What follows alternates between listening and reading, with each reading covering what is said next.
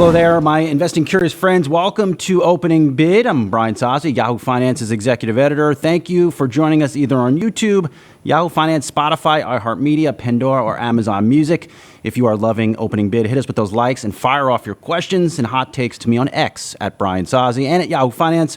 We are here to help and listen. Now let's make some money and get a lot smarter. Joining me today is a special guest, Rob Copeland, finance reporter at the New York Times. He's the author of the new book called The Fund, Ray Dalio, Bridgewater Associates, and the Unraveling of a Wall Street Legend. Rob, good to see you. Really, this is just an incredible, incredible book. I imagine Ray wasn't too happy about it. Oh, he wasn't happy about it before a word had been written. So talk to us. Unpack the story first. Why'd you write the book? So what's interesting to me is that I've known about Ray Dalio for probably longer than a lot of the public, which is because I used to write for a hedge fund trade publication. So I knew because he's a very successful investor. He's said to have predicted the financial crisis, and he's worth $20 billion. So I just thought he was another successful rich dude. And then over the years, he's become more famous as the inventor of these so-called principles. He wrote one book called Principles, and then a second book, and then a third book.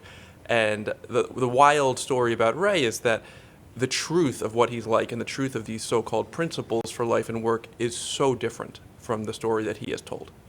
Talk to us about what it was like to do the reporting for a story like this. Who did you talk to?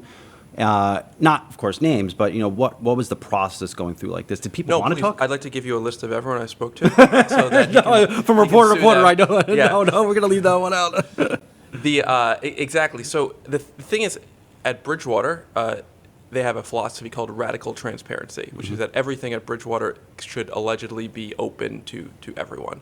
But they pair that with very strict NDAs, incredibly onerous security. They had Jim Comey as their essentially head of security for a few years, which is a fun side story. So in order to convince people to talk to me, they sort of have to trust me, know that I'll keep them anonymous, because Bridgewater and Ray have a reputation for going after people who don't toe the company line. Why there had not been really any critical coverage of Ray? Now, externally, I think people who may be not familiar with his career, they see Ray the personality on social media. Combined, he has almost 3 million X and Instagram followers, millions of followers on YouTube. I get pitched stories from his people constantly that he put a new post out on YouTube. But then there's like Ray Dalio, the hedge fund manager. I mean, he wouldn't talk to us about these different personalities that he has. The short answer is that it's really hard to write critical pieces or even just truthful pieces about incredibly wealthy people. And there's a number of reasons for that. But Ray in particular has become incredibly successful at portraying himself as sort of this kindly supplicant, sort of this person who has a lot to offer us. And he literally says, if we just follow his principles, you will become wealthy and successful. So there's not really a follow-up question to that. If someone says, just trust me, I'm worth $20 billion, you, Rob Copeland, are worth, spoiler alert, considerably less. All right, $5 billion. Exactly, $5 billion, I'll take it. So, and the other side of that is that although the character that he plays on TV and even in Yahoo Finance and on literally every major news publication, the character he plays is a very kind person. Behind closed doors at Bridgewater, it's very different. But to get those stories and to tell it in an interesting way, well, it took me a few years. Yeah, of course. I mean, I definitely want to get to those stories, but really, I think a lot of folks know Ray for, you mentioned, the principles, some form of cultural Bible that you must follow at the workplace or else. What do people think about the principles? Are people true believers, or is this just a lot of hot air and BS? There is no one answer to that question. Certainly at Bridgewater, there are a handful of true believers, but I would say that the number one believer has always been Ray Dalio himself, and that's because these rules, which essentially say, you should fight your suboptimal instincts and we should be open to disagreeing with one another, they sound okay on the surface. There's nothing wrong with it. In fact, right now, if you just said, Rob, you're rambling a little bit, we could do this better, it might hurt my ego for 1 second, but I trust you, right? Because you're the expert. This is your show. The problem is that it's like a snowball going down a hill, and it just gains momentum. And the problem is the person at the bottom of the hill it always seems to be someone other than Ray Dalio. Why did he create the principles? I don't know. We've met him. We've talked to Ray Dalio before. He doesn't strike you initially as someone that is going to put in place this doctrine that everybody must follow. They rarely do. L. Ron Hubbard didn't either. Keith Raniere didn't either. It sort of wouldn't be a very good, a very fun game if he admitted right up front what he was doing. The really dark thing about Bridgewater and the principles that I didn't discover until even starting this book was that Ray Dalio was a billionaire before he ever came up with the word principles. It was the mid-2000s. He was already incredibly successful. He was in the second half of his career. And then he starts to search for sort of an animating principle behind his success. He doesn't just want to be another rich guy. And look, there are other business leaders like this. This is a relatable feeling. Steve Jobs, Elon Musk, they're always looking to say we're trying to save the world. But in Ray's case, he comes up with these so-called principles. And if he had just stopped there, he just said, I have some lessons I've learned, I would have written a very different book. But he doesn't stop there. It gets wilder and wilder and wilder. And unfortunately, it had really negative impact on a ton of people's lives. Before we get into some of these stories, Rob, we're both journalists, but I write things differently. We cover stocks, markets, leaders, and you do it you come at it from more, I imagine, an investigative perspective. Do you ever get concerned when you're doing a book like this or deep stories for your safety? I mean, you're essentially holding truth to some of the most powerful people in the world. I do get concerned sometimes. In fact, I have actually been doxxed after I wrote a story about Elon Musk. And my address was posted online, and I was working for the Wall Street Journal, and I had to stay at a hotel for 2 nights. And the great tragedy of this was the Wall Street Journal hotel in the city I was at was just okay. It could have. I didn't get like the nice vacation I thought. So look, I do get worried. Ray sent after me 3 different high-price law firms, 4 different PR firms. To not publish the book. To not publish the book, to intimidate me. They threatened a multi-billion-dollar lawsuit against me, which again is like a little funny because, you could threaten me with a much smaller lawsuit. It would have the same effect given my net worth. But, maybe I was dropped on my head as a kid or something. But I kind of like exactly. I like telling the truth. I like telling interesting stories, and in this case, the truth is so much stranger than fiction that if I were making it up, I couldn't have made up this book. Well, some of these stories are they're mind-blowing. I don't know how to put it, but let me just go through a couple that stood out to me. One, a employee, based on your reporting, was flagged for not washing their hands. Yes, this is so at Bridgewater. One of the principles it states essentially there's no such thing as small problems. Everything needs to be investigated. So the problem with that, of course, is that there are only so many major things to investigate at any firm, and it goes down the line to smaller and smaller problems to the point where Bridgewater creates what they call an issue log, a list of everything wrong at the firm, and people are required to find issues. They're still doing this? They claim that they have changed some of these. You'd have to ask them, but there were people literally flagging each other for not washing their hands just so that they could point out things wrong with their colleagues. So the person that doesn't wash their hands, do they get reprimanded? Yes. Wow.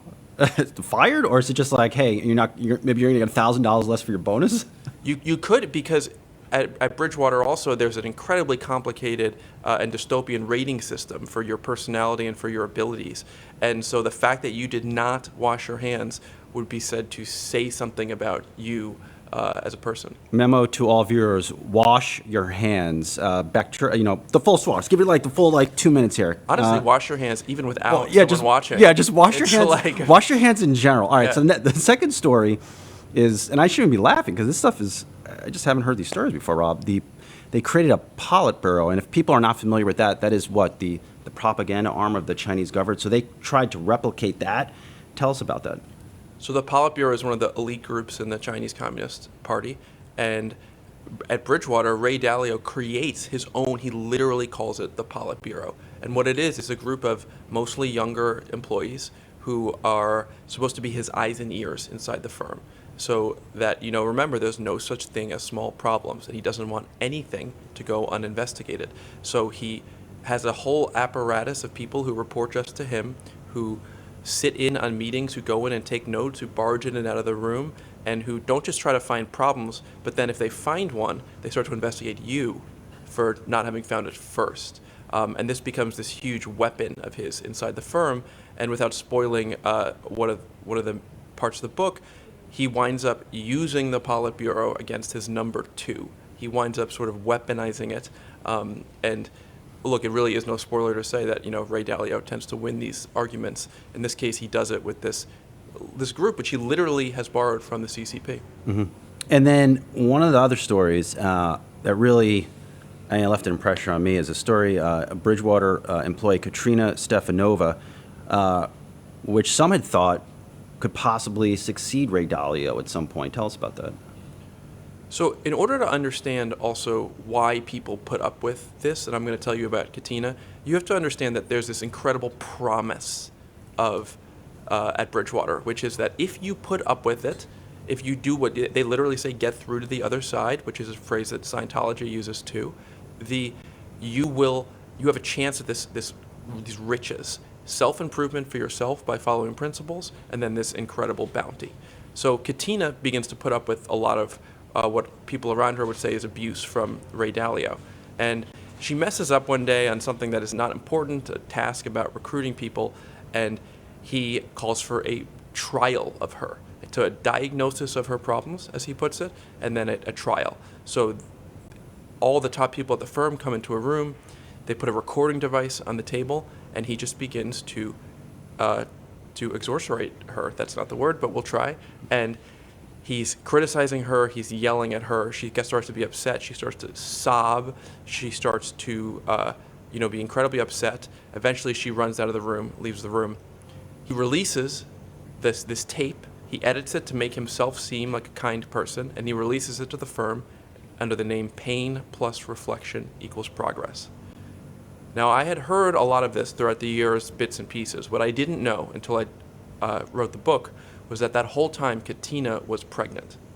And she wasn't just crying because she had made a mistake or because her billionaire boss was in her face, but she was literally pregnant the whole time. And he released this snuff tape of her internally and kept re-releasing it, by the way, for years. They would play it for applicants to Bridgewater, and they would say, "What do you think about this?" And if you said, "I found this disturbing," they would throw your application out. Hold that thought for a second, Rob. If you're watching Opening Bid on our streaming platforms, we're heading for a quick break. Everyone else, stay with us. We are still rocking our 24 minutes for Opening Bid as usual.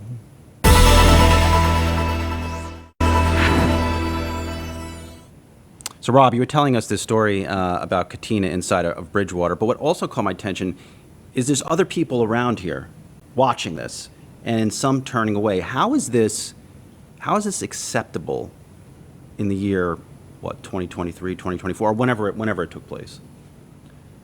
We have to remember, first of all, that Bridgewater is very much a closed society. That even though Ray might appear on this program, on other programs, he's just going to talk in very high levels about the economy, and when he's done, you won't really be able to pin him down on whether he said anything of substance.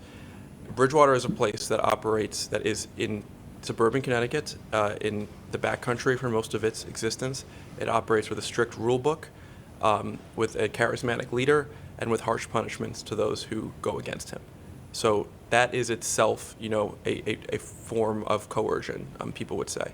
And even more than that, at Bridgewater, they're going to tell you up front, they're going to say that this is going to be painful. He's going to give you the list of the principles, and they sound, some of them sound kooky. He's saying if you just put up with this for a year to 18 months, you will break through and you will be a better person. Now, the fact that timeline seems to extend a very long time, people don't tend to remember that, but because he has already said, hey, give up your values, check your values at the door, the values of your family, of your religion, of your community, and take on my values, it sort of shifts your perspective, and people wound up doing things that they later regretted. Ray is, I should also remind everyone, please wash your hands.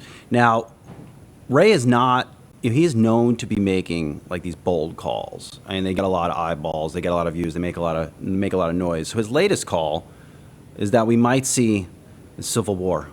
What do you think about that? It's not even his latest. I mean, it is his latest call. It's just That's a continuation true. of doom and gloom, right? So I did something that I hope no one else ever does, which is that while I was writing the book, my research assistant and I went back and we read every single news article he'd ever been quoted in back to the 1970s. And the wild thing is that Ray has been predicting doom and gloom pretty much uninterrupted for his entire career. Now, markets go in cycles, so most years he's wrong. But when he's right, because every 10 years or so we see some sort of downturn, he gets an incredible amount of attention for having seen it coming, and no one remembers that he was wrong, the 9 prior years. So his latest thing, which he's been doing for a few years, is to predict World War III, Civil War, as he just did last week, and he's done before, that inequality will tear us apart, which is always, to me, amusing from someone who's so wealthy and keeps so much of the money. So look, this is what he does. It gets him attention. And remember, if you're an investment manager and you warn someone and you say, listen, you've got to be really careful, and I have the solution for you. My investment product is the solution. That's a very attractive marketing technique. Why do clients stay with him? If he's been making these calls for all these years, there has not been a civil war. Why aren't people taking money out of Bridgewater? Well, first of all, many of them are. So Bridgewater peaked at $160 billion. It's now around $80 billion. The pitch of Bridgewater, of there's calamity around the corner, it isn't just a way to get money, but it's a way to keep money. Because you'll always feel like you're just about to do the worst thing you could imagine, which is, take your money out of the person trying to protect you right before the storm. The other thing that Bridgewater has done is it's become the default. By appearing on all these programs, by going to White House state dinners, as he did this year, no one's going to get fired for putting their clients' money with Bridgewater because they're so big and they're so purportedly stable. So if you can just become the default, it almost doesn't matter whether you're making money or not. What's his legacy? That's a great question. Look, the principles will be a legacy. The book has sold millions of copies and, probably actually dozens of copies to people other than Ray Dalio himself. Congrats. Thank you. I think that his legacy also will be among hedge fund managers and among investment managers as wrapping himself in this patina of pseudo philosophy. It's now something that we see, I think, across the business world, and he really was relatively early to that. And then what is the future for Bridgewater? So that there seems to be a new generation of leaders starting to gain hold at the company, but are they following Ray's principles to the T? Are they true Ray believers? Have they started to veer off in any of their own direction?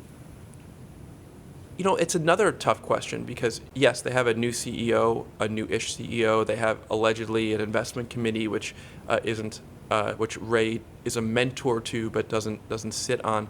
But you have to ask yourself, who has the power here? Is it the person whose name you don't remember, who's the CEO, the 3 CIOs, whose names sometimes even I don't remember?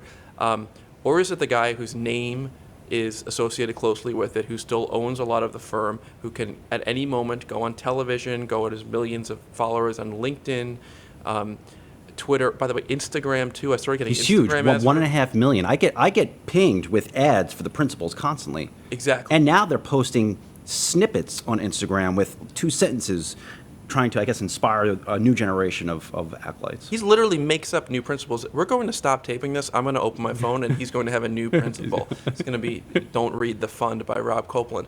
But but who has the power? I would argue the power is the guy who at any moment can go to his followers, and all he has to say is, "I don't have confidence in the people running Bridgewater anymore," and they're in a whole world of pain. So, he still holds the trump card. I should mention, of course, we reach out to a representative for Ray Dalio. We have not heard back about any of his thoughts on Rob's book, but we will post that when we do, or if we do, hear back. But you mentioned Trump, Rob, and before we let you go, you're not just covering Ray Dalio every single day of your life. You're also the finance reporter, of course, for the New York Times. How are the billionaires on Wall Street thinking about Trump as we near the election? So that's a good question. I just wrote a story last week, actually, about how a lot of these people are feeling.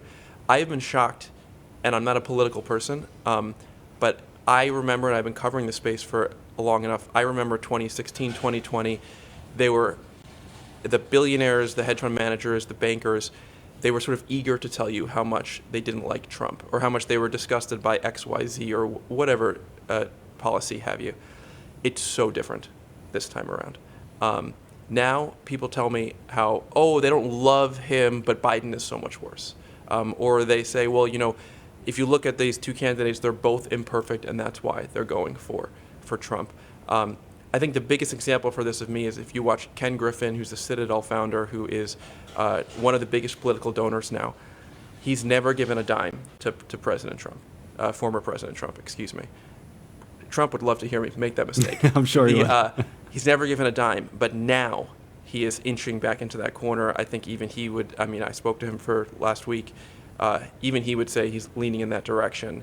So if Trump can get these sort of self-described moderate Republicans back in his corner, not back in his corner, but there for the first time, that's a huge shift for me. So he doesn't have their full support, it sounds like, yet.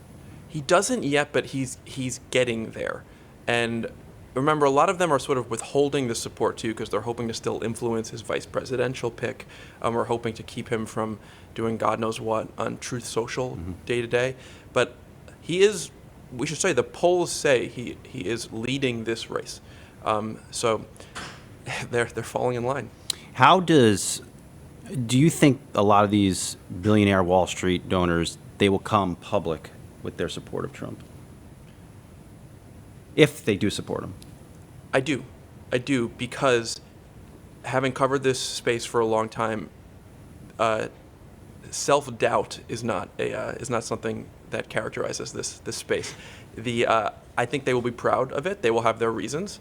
I will report their reasons, by the way. They're newsworthy. I don't think there's the shame that there was in 2016 and 2020.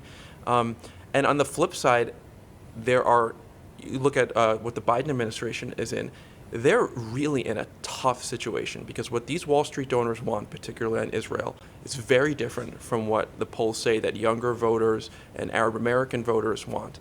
So either Biden has to sort of do what these donors want, or he has to do what a larger part of the electorate wants, and there's no straightforward answer there. Why aren't they at least somewhat supportive of President Biden? I ask that because the stock market, record highs, bank stocks rocking, seems to be the whole, really, so many people on the street are making a ton of money, and they have the past 4 years. True, they made a ton of money the prior 4 years, too. It's a complicated answer, but inflation, yes, it's helped the markets as a whole. It's helped the stock market, et cetera, if you had money just straight up in the S&P. But what it's also done is it's totally crimped capital markets activity. M&A is basically at zero. The IPO market is totally frozen.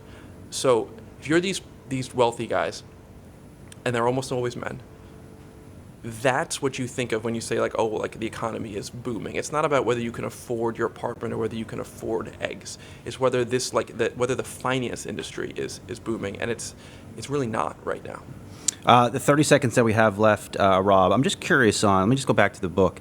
Were there any surprise moments or something that you were reminded of by following rich, powerful people? Yes. I was surprised that so many people, sort of even powerful people behind the scenes, have always whispered about Ray and Bridgewater. They've always said, oh my gosh, it's a cult. And I thought that would be like a line that I couldn't touch. And it turned out I got emails from inside Bridgewater where people told Ray, people are calling us a cult. I was like, oh, this is just out in the open. So I was sort of blown away by that. And I'm just reminded also, just having covered the space, that like you never know what's going on behind closed doors, no matter how much you try. All right, well, indeed a good read. Rob Copeland, author of the new book, The Fund, Ray Dalio, Bridgewater Associates, and the Unraveling of a Wall Street Legend. Rob, good to see you. Appreciate it. Thank you. And that's it for the latest edition of Opening Bid.